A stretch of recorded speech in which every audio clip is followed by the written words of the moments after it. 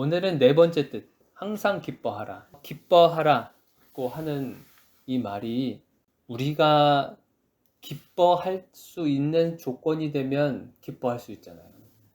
그런데 여기서 말하는 기뻐하라는 것은 그렇지 않은 상황에서도 기뻐하라는 건데 우리가 인간적으로 봤을 때 그게 가능하냐는 거예요. 근데 이 말씀을 듣는 그 순간에 우리가 사실은 자유롭지 못하는 게 있어요. 기뻐할 수 있는 조건이 되면 누구나 다 기뻐하죠. 그렇지만 기뻐할 수 없는 상황에 주어지면 사실 기쁨보다는 원망이 나오죠. 불평이 나오고 안 좋은 부정적인 생각들이 더 많이 든단 말이에요. 기쁨보다는. 그런데 그런 상황에서도 하나님은 뭐라고 명령을 하시냐면 기뻐해라고 명령을 하시는 거예요. 근데 여기서 우리가 좀 더 깊이 생각해 볼 건 여기서 기뻐하라라고 하는 이 단어가 무슨 단어냐면 카이레테라고 하는 헬라어인데 카이레테 이 단어의 뜻이 뭐냐면 잃어버린 것을 되찾았을 때 생기는 감정이에요. 잃어버렸다고 하는 것은 원래 내가 가지고 있는 거예요. 내가 원래 가지고 있는 거를 어떤 이유에서인지 모르는데 그것을 잃어버린 거예요. 근데 잃어버린 것조차도 모르고 살아가기도 해요. 시간이 흘러가면. 처음에는 내가 잃어버렸구나 라고 생각하는데 이게 계속 반복이 되면 잃어버린 것조차도 모르고 그냥 살아가는 거예요. 그런데 그것을 찾았을 때 그 기쁨.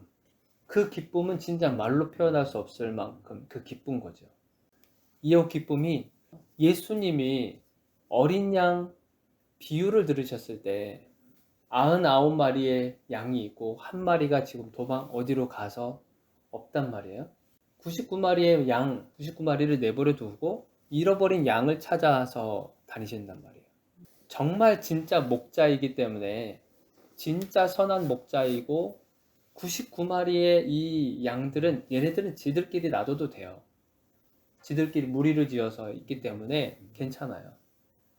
그런데 이 한 마리는 양은 자기를 보호할 수 있는 어떠한 무기도 가지고 있지 않은 아주 연약한 동물이란 말이에요.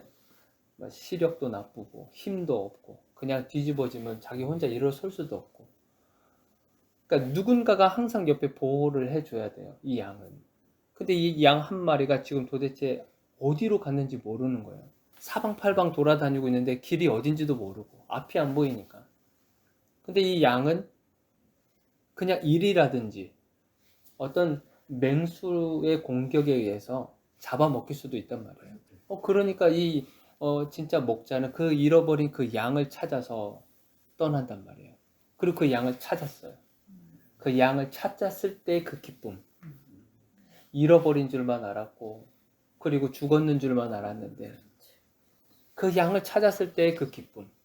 그게 얼마나 큰 기쁨이겠어요? 야곱도 마찬가지. 야곱의 인생에서도 봤지만, 요셉이 죽은 줄만 알았단 말이에요. 요셉이 죽었는 줄만 알았고 아예 까마득하게 잃어버렸단 말이에요. 근데 요셉이 저 애굽에 가서 총리가 됐다는 소식을 들었을 때 그 기쁨은 무엇으로 표현할 수 없는 그 기쁨인 거예요.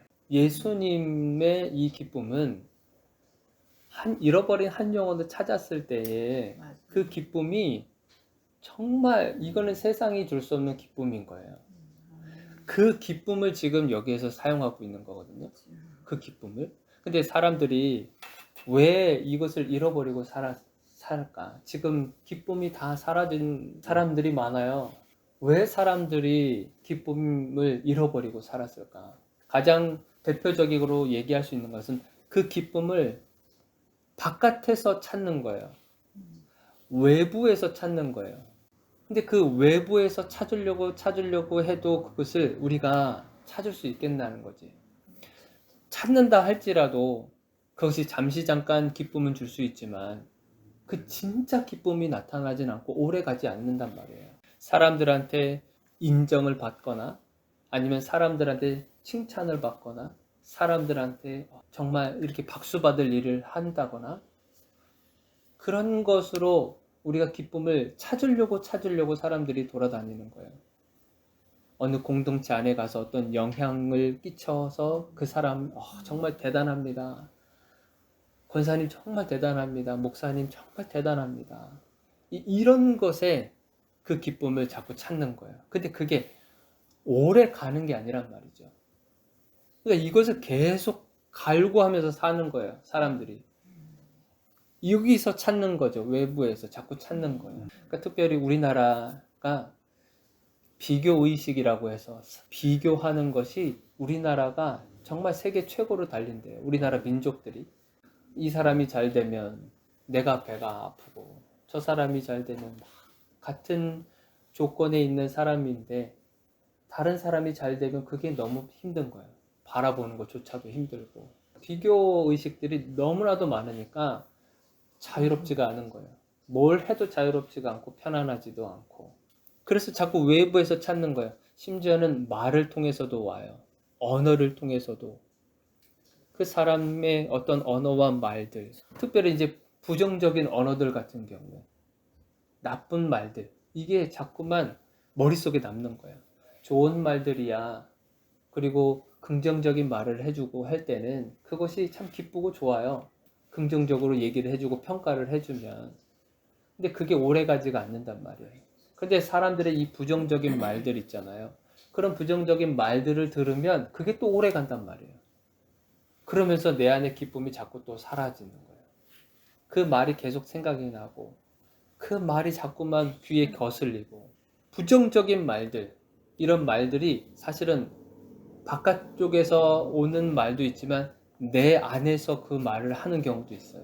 사람이 우리들을 향해서 발 때 당신은 이런 사람이야 라고 누군가가 나에게 그 말을 해주면 바깥에서 그 말이 들어온 거잖아요. 그러면 나도 똑같이 그것을 내 안에서 똑같이 말을 한 나는 그런 사람이야. 나는 이런 사람이구나. 그렇게 아예 그냥 생각해 버리는 거예요. 말과 이런 언어들, 이 생각들, 이런 것을 통해서 계속 내 안에 안 좋은 것들만 계속 쌓아지고 하니까 이 기쁨이라고 하는 게 사라지고 없어지는 거예요. 말과 언어가 가지고 있는 힘이 굉장히 크기 때문에 그래요. 근데 이 성경에 보면 이걸 극복한 사람이 있어요. 야베스라는 사람이에요.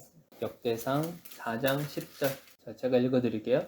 야베스가 이스라엘 하나님께 아뢰어 이르되 주께서 내게 복을 주시려거든 나의 지역을 넓히시고 주의 손으로 나를 도우사 나로 환난을 벗어나 내게 근심이 없게 하옵소서 하였더니 하나님이 그가 구하는 것을 허락하셨더라. 야베스라는 이름의 뜻이 뭐냐면 고통이에요. 고통을 부르는 자, 야베스라는 이름. 그러니까 그 엄마가 고통 가운데에서 이 아들을 낳은 거예요. 그래서 엄마가 이름을 지어준 게 뭐냐면 야베스라고 이름을 지어준 거예요. 이름이 주는 힘이 있잖아요. 근데 이 야베스는 고통이에요. 되게 안 좋은 이름이잖아, 뜻이. 고통을 부르는 자. 저 고통을 부르는 자가 온다. 막 이러면서 주변 사람들도 얼마나 안 좋게 얘기를 하겠어요. 저 고통이 온다. 쟤랑 같이 있으면 고통만 와. 쟤랑 같이 친구하면은 쟤는 고통을 부르는 자니까 같이 지내면 안 돼. 이름을 줘도 어떻게 이렇게 졌을까? 이 야베스는 계속 그 얘기를 듣고 살았단 말이에요. 그런 말들을 듣고 살고 자기에 대한 평가를 듣고 살고 나는 고통을 부르는 자구나. 다른 사람들도 나를 부를 때 그렇게 부르는구나. 나를 그렇게 생각하는구나. 계속 그 얘기를 듣고 살고 자기 자신도 그렇게 생각을 해왔을 수도 있단 말이에요.